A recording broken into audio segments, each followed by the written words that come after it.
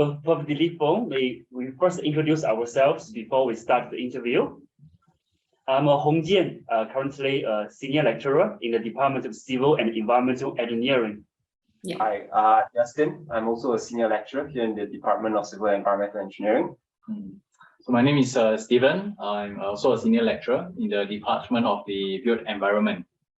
Prof. Dilly, would you like to introduce yourself and then your recent work to us?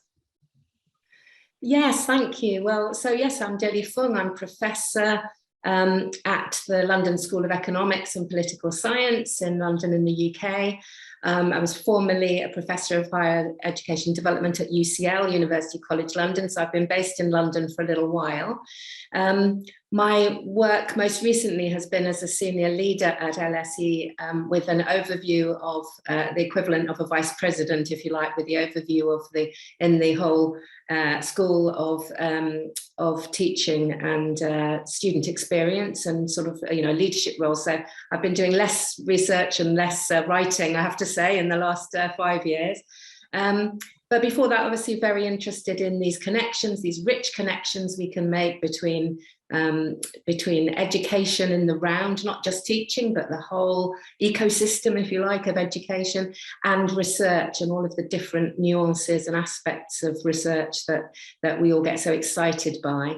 And also thinking, some of my work has also been around leadership and how we inspire leaders in these areas to innovate and to have to be empowered to make changes within institutions. Okay, and I guess on the topic of interdisciplinary teaching and learning, you raised a very good point, of how we need to engage with leaders. And I guess in addition to leaders, there's also the teachers and the students themselves who are engaged in both the teaching and the learning of interdisciplinary topics. So I guess one of the questions that we had, while embarking on this journey is, what do you think are the key so-called skills? And I guess on that note, attitudes, that teachers and students will need to either adopt or acquire or be trained in a certain way, such that they will embrace interdisciplinary teaching and learning. Sure, and I think you ask it in a good way, because you're talking about both the skills and the attitudes, or what you might say more broadly, the attributes that are wider than just sort of actual skills or key skills. I mean, if it's, starting off with some of the fundamental skills that are important, I would talk about, the ability to analyze complex questions and challenges, and increasingly to formulate those questions. And I talk there about the students as well as teachers. Often we think about a scenario in which we bring the questions to the students and we teach the students, or the students learn by some method how to analyze those questions. But I think it's really important very early on in students' engagement in interdisciplinary learning for them to be thinking about what are the key questions, or how might one formulate meaningful questions in these areas. There are obviously more, if you like, mainstream skills that one might point to. All of the core skills of being a university student, a graduate. I obviously won't go through a whole list, but if you think about this in a context of a research-rich experience for students in an interdisciplinary space, we think about students acquiring the ability to apply both quantitative and qualitative methods and to understand the relationship between those. The ability, which is connected with this, of course, to understand different forms of evidence and to connect them constructively.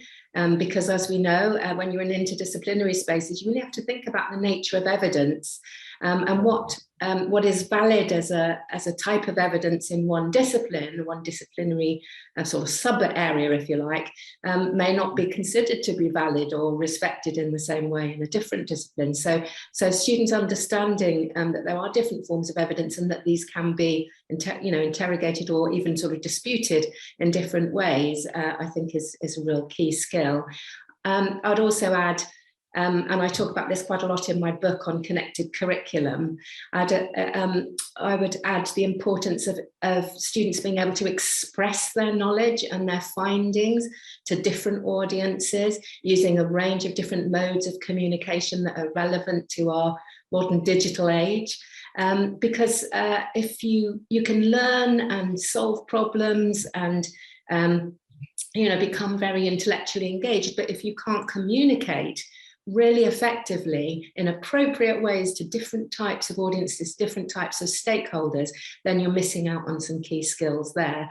And then I would just talk a little bit more widely about the attributes, if you like, just very briefly. And I suppose you might talk about these as, as Schulman does when he talks about signature pedagogies. He talks about habits of heart and mind.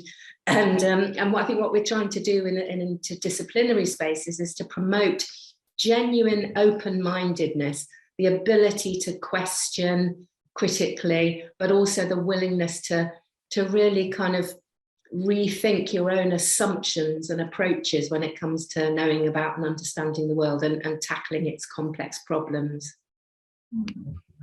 And I guess building upon the response that you provided earlier, where when we develop, let's say, an interdisciplinary module, for example, inevitably we will need to engage with faculty members from different disciplines.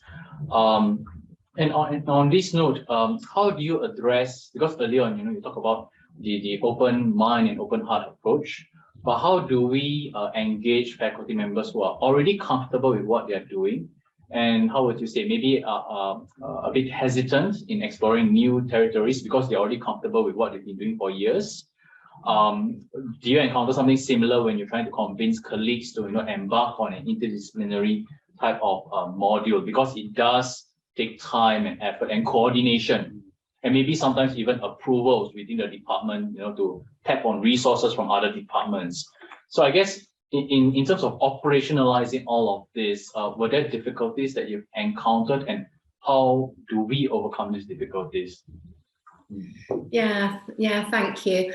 I mean, I'll just pick up the point first of all of, how do you get your faculty members to engage and really come on board?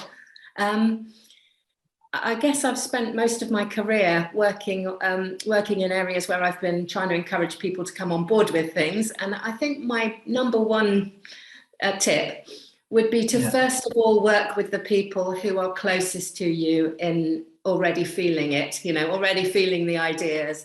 I think it's very tempting to try and do some sort of, especially if you have some sort of leadership opportunity, to try and kind of enforce, everybody suddenly to do everything in the same way, if you like, or in some sort of interdisciplinary space. Now, of course, there may be institutional reasons sometimes where there needs to be a big change and, colleagues do have to come with you. But in general, if you can, I've always found, that that if you can pull together some people who get it, who want to participate, who want to almost do the sort of proof of concept, and will work with you to maybe do a pilot or some kind of even some sort of voluntary type activity for students or whatever it might be that would kind of almost show how these sorts of things work. And then you have something to show the doubtful colleagues, and because often I think the doubtful colleagues just can't imagine what this would be like. They can't step out of their own traditions and just visualize what that experience would be like, both for faculty members and other professionals working in together with them, and also of course for students. And so I think some sort of proof of concept is a really good thing there, and then people do. And I've had examples where the most negative and unenthusiastic of colleagues have really seriously come around when they've seen, particularly actually when they've seen what students can produce when we work in these areas. Because often if you just talk about teaching and learning methods, or maybe changing assessment methods, in the more abstract way and what this might look like, it may feel a bit dry. But once colleagues and indeed others, external partners, stakeholders, can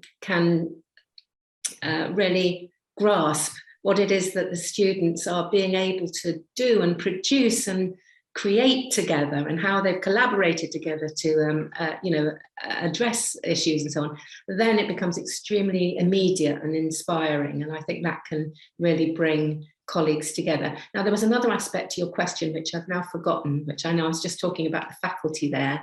Did you want me to talk a bit more about, just the challenges of having large numbers of students, and how do you organize it?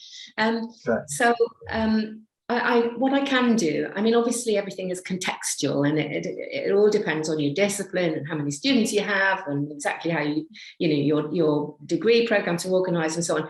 But what I can do is give you 2 different types of examples of ways that I've seen this work that might sort of illustrate some approaches. So if you want, well, an example that we have at LSE is something that is called LSE 100, which is a first-year undergraduate course which every single student at LSE takes.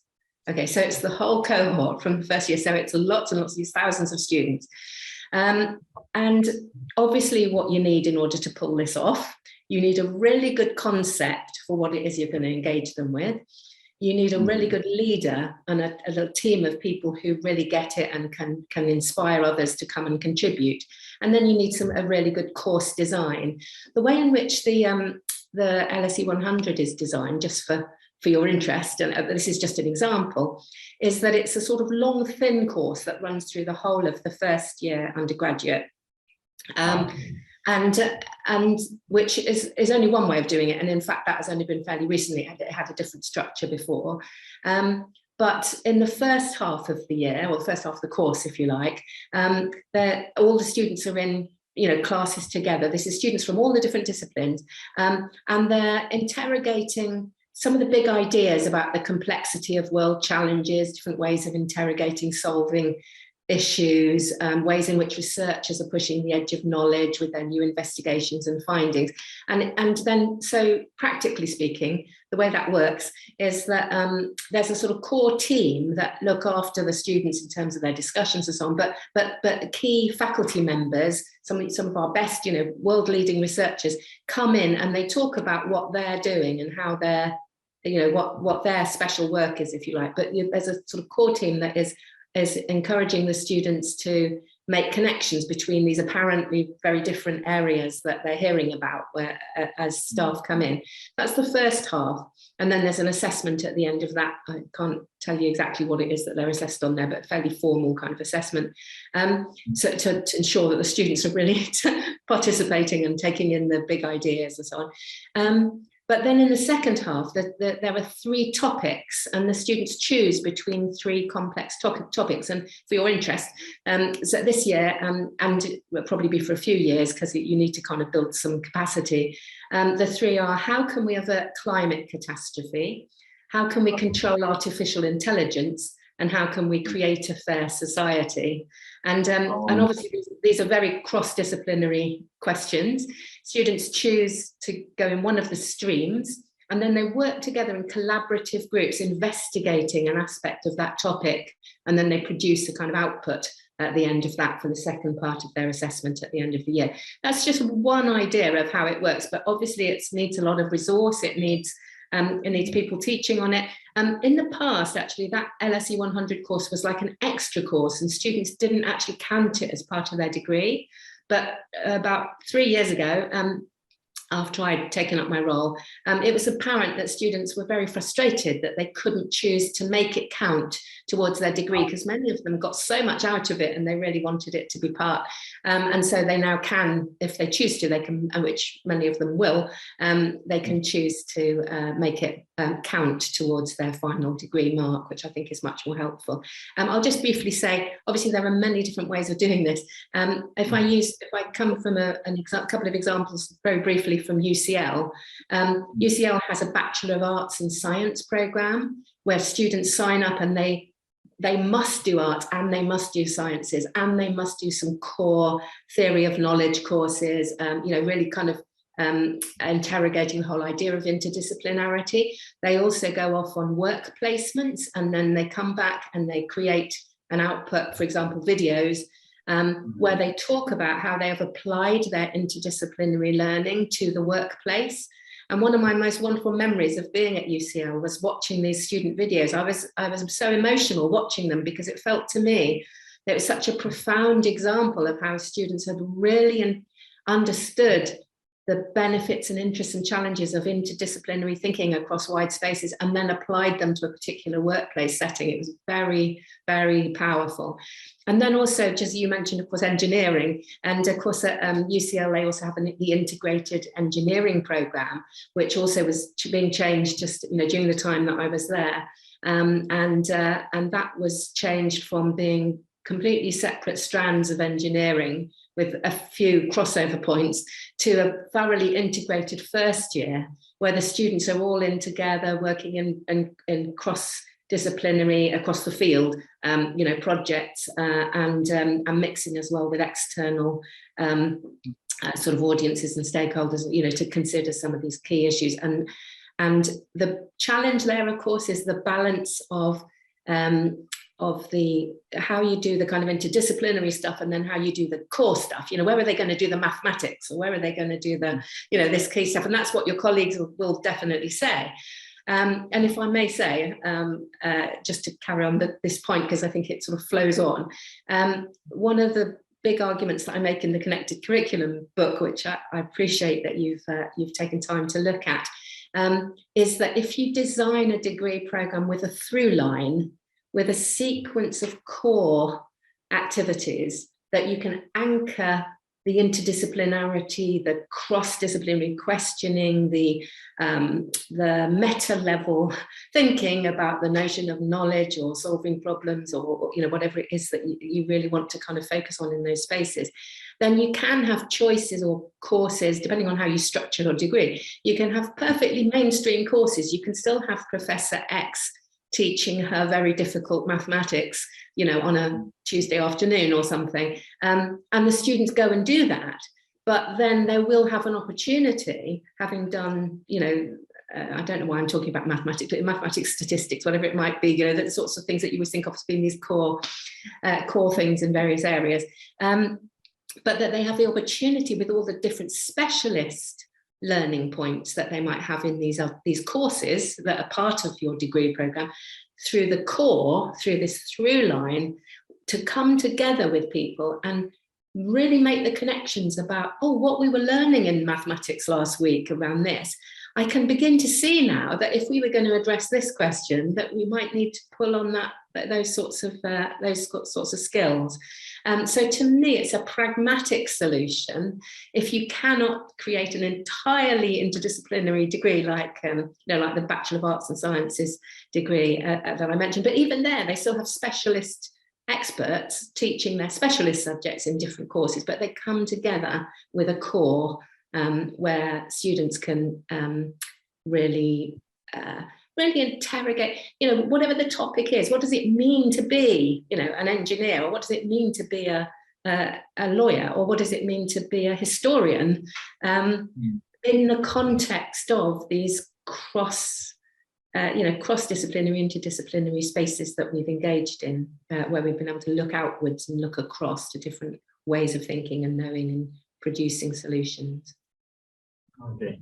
Just leading on that question, because so it seems to me that there are levels of interdisciplinarity between whether it's on the program level or at the module level or the course level.